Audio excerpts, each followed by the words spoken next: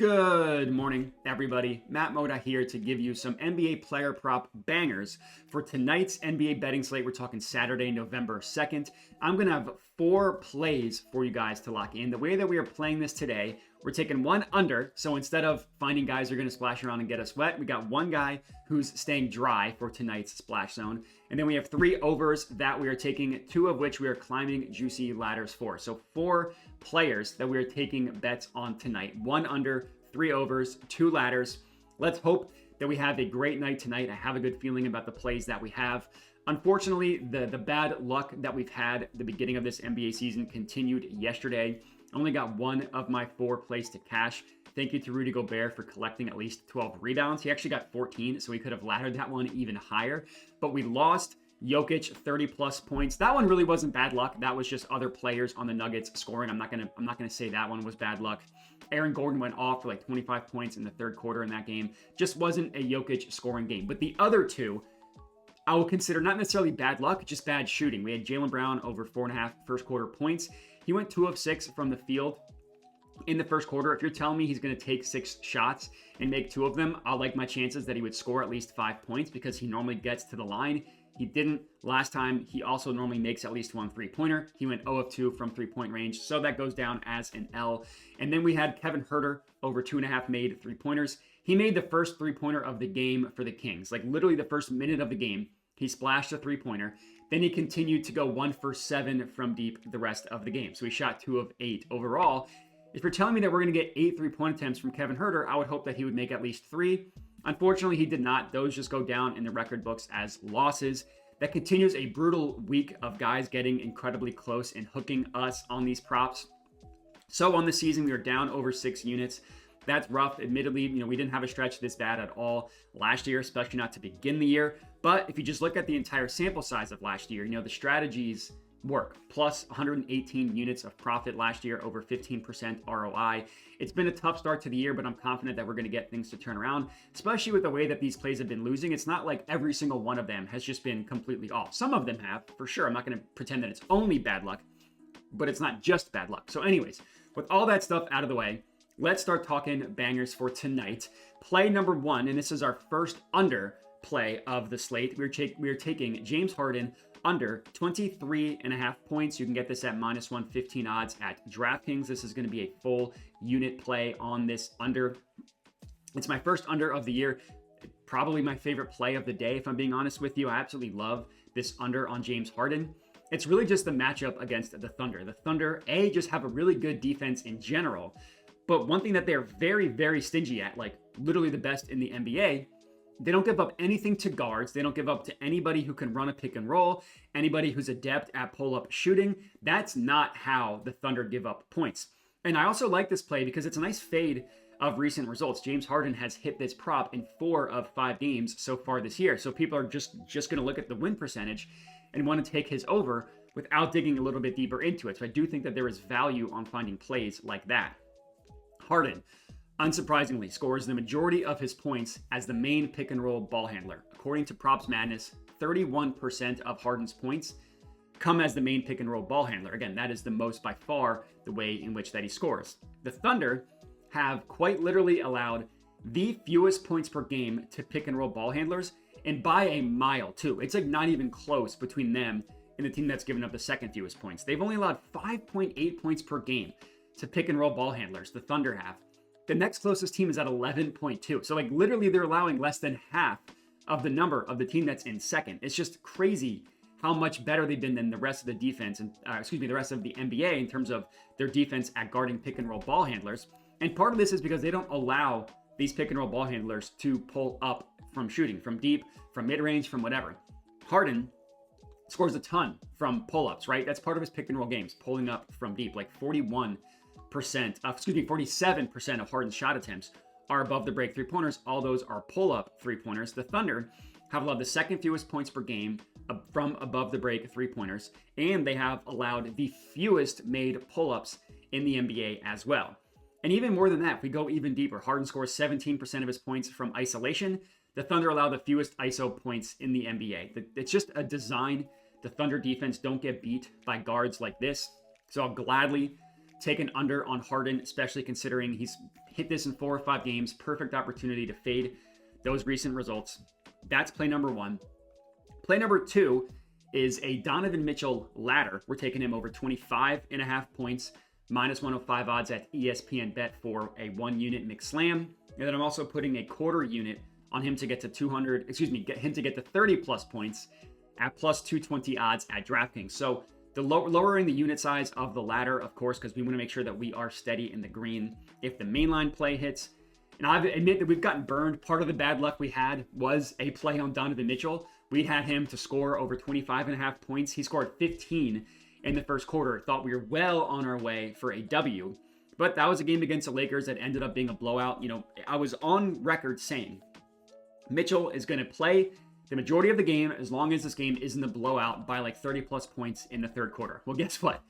It was a blowout by 30 plus points in the third quarter. And that's really been the entire story of this Cavaliers season. They're 6-0.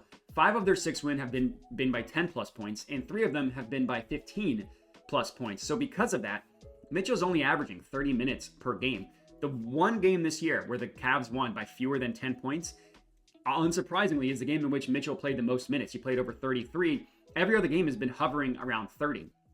You know, the Bucks, despite how bad they started the year, eventually they're going to get it together. They're going to be a good team, right? With the amount of talent that they have. And eventually the Cavs are going to play in a close game. I think that's going to be tonight.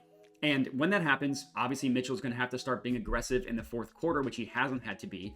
And he's just going to play more minutes, which obviously leads to more points. Now, if we just isolate the matchup, the best matchup you can think of for Donovan Mitchell, for really any lead guard like Mitchell, who's really adept in the pick and roll, who can pull up from 3, who can pull up from mid-range, or get to the paint, it's perfect against this Bucks defense. The Bucks defense is terrible at guarding pick and roll ball handlers. It's been that case all year. It was the case all of last year as well. It's all designed on how they guard the pick and roll. They drop the big man who's guarding the player setting the pick, which leads to a ton of walk-in, pull-up opportunities, whether it's from 3, mid-range. It just really, really is a beneficial defense for scoring guards. Actually, when I say beneficial, I mean for us betting on guards, scoring against them. On the entire season, the Bucks have allowed the 4th most points per game to point guards. Tyrese Maxey, he missed his over-under the first game of the year against the Bucks. Since then, every single point guard has hit their point prop over against the Bucks. That's per props.cash.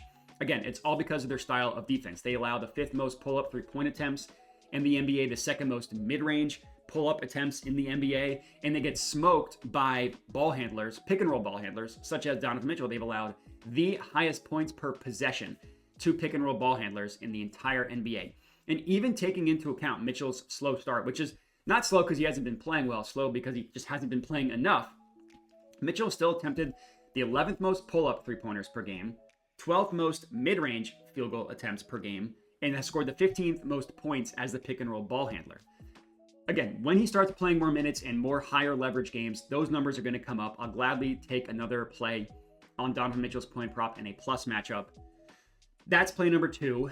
Next up, we're taking Anthony Simons, another point ladder, over 21.5 points, minus 105 odds at ESPN Bet for the full unit McSlam, laddering him to 25 plus points, plus 170 odds at Bet 365 for a quarter unit. This one we're going to go ahead and label our Pepto play of the day. For those of you that weren't around last year, Pepto plays, I call them when it's like kind of a gross, it just feels gross placing the bet. So you're going to want to take a shot of Pepto, just ease that queasy stomach a little bit, because Simons is just coming off of a grotesque, gross performance last night. He only scored 9 points. He shot 1 of 8 from the field, and he only played 28 minutes, which was the fewest minutes he's played in a game this year. Let's look at the matchup. That was against the Thunder. I already talked about why the Thunder are such a bad matchup for someone like James Harden. Anthony Simons has a very similar scoring profile than Harden. Maybe he doesn't pull up from deep as much, but he scores just as much in the pick and roll. So, literally the night after playing the best defense in terms of that playing style, now he's going up against the Suns, who are in the Bucks category as among one of the worst defenses in the NBA at guarding lead guards like Anthony Simons. One of the best matchups for a betting purpose for us on players like Anthony Simons. The Suns play basically the same style of defense that the Bucks do when guarding the pick and roll. They drop that big man. With the Bucks, it's with Brook Lopez. With the Suns, it's with Yusuf Nurkic. So It leads to a lot of the same shot opportunities that we just talked about with the Bucks. Pull-ups, points to the main pick and roll ball handler. That's who you want to target.